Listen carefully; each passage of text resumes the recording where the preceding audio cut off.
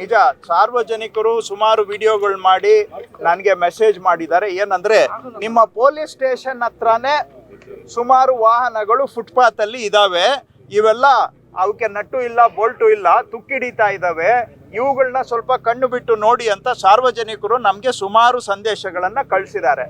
ಒಂದು ನಾನು ಸ್ವಲ್ಪ ಈ ವಿಷಯದಲ್ಲಿ ವಾಸ್ತವತೆಯನ್ನು ಕೂಡ ಸಾರ್ವಜನಿಕರಿಗೆ ಹೇಳಬೇಕಾಗತ್ತೆ. ಪೊಲೀಸ್ ಸ್ಟೇಷನ್ ಹತ್ರ ನಿಂತಿರೋ 99% ವೆಹಿಕಲ್ಸು ಕೋರ್ಟ್ ಕೇಸ್ನಲ್ಲಿ ಶಾಮೀಲಾಗಿರ್ತವೆ, ಕೋರ್ಟ್ ಕೇಸ್ನಲ್ಲಿ ಶಾಮೀಲಾಗಿರುತ್ತೆ.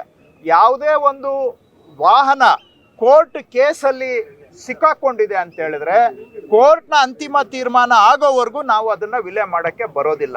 ಸೊ ನಾವು ಅದನ್ನು ಅಲ್ಲೇ ಮೇಂಟೈನ್ ಮಾಡಬೇಕು.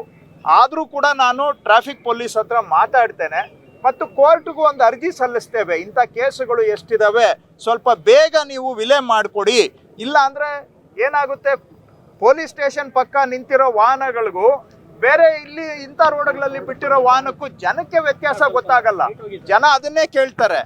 ಆದರೆ ಹಾಗಾಗಿ ನಾವು ಕೋರ್ಟ್ಗೂ ಕೂಡ ನಿವೇದನೆ ಮಾಡ್ಕೊಳ್ತೇವೆ ಅಂಥ ಕೇಸುಗಳನ್ನು ಬೇಗ ವಿಲೆ ಮಾಡಿಕೊಡಿ ಅಂತ. ಮತ್ತು ಅದ್ರ ಜೊತೆಗೆ ಅವ್ರಿಗೂ ಕೂಡ ಎಲ್ಲಾದರೂ ಒಂದು ಲೊಕೇಶನ್ ಅಲ್ಲಿ ಶಿಫ್ಟ್ ಮಾಡೋಕ್ಕಾಗುತ್ತಾ ಅಂತ ಪೊಲೀಸವ್ರ ಹತ್ರ ನಾನು ಮಾತಾಡ್ತೇನೆ.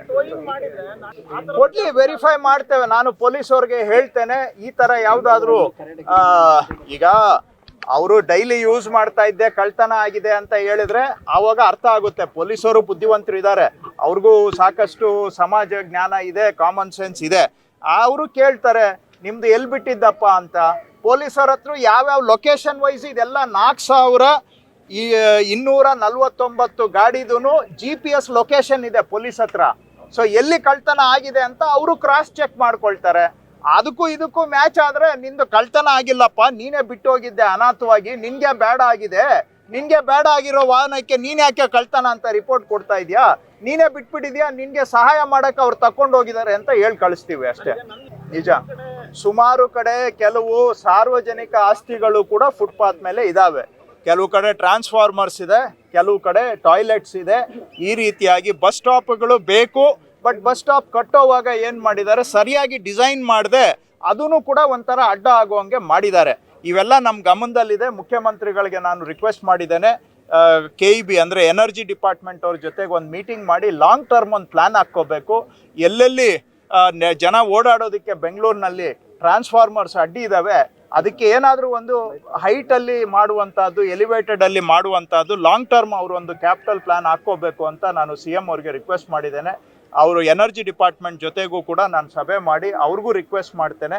ಇದಕ್ಕೊಂದು ತಕ್ಷಣಕ್ಕಂತೂ ಏನೂ ಮಾಡೋಕ್ಕಾಗಲ್ಲ. ಈಗ ಕರೆಂಟು ಕ್ರಿಟಿಕಲ್ ಸರ್ವಿಸು ನಾವೇನು ಡಿಸ್ಟ್ರಪ್ಟ್ ಮಾಡೋಕ್ಕಾಗೋದಿಲ್ಲ, ಬಟ್ ಲಾಂಗ್ ಟರ್ಮಲ್ಲಿ ಇದಕ್ಕೇನಾದರೂ ಒಂದು ಸೊಲ್ಯೂಷನ್ ಮಾಡಬೇಕು. ನಾನು ಖಂಡಿತ ಅವ್ರ ಜೊತೆ ಮಾತಾಡ್ತೇನೆ. ಎಲ್ಲ ಶಾಸಕರು ಸಹಕಾರ ಕೊಟ್ಟಿದ್ದಾರೆ, ಪಕ್ಷಾತೀತವಾಗಿ ಸಹಕಾರ ಕೊಟ್ಟಿದ್ದಾರೆ. ಅವರೆಲ್ಲರಿಗೂ ಕೂಡ ನನ್ನ ಧನ್ಯವಾದಗಳು. ಮಾಡ್ತೇವೆ, ಖಂಡಿತ ಮಾಡ್ತೇವೆ. ಒನ್ ಬೈ ಒನ್ ಎಲ್ಲ ಒಂದೇ ಸರಿ ಈ ಗಮನದಲ್ಲಿದೆ, ಅದ್ರ ಗಮನದಲ್ಲಿದೆ. ಇದೇ ಥರ 1 by 1 ಟ್ಯಾಕಲ್ ಮಾಡ್ತಾ ಇದ್ದೀವಿ, ಅದನ್ನು ಮಾಡೋಣ. Yes, thank you.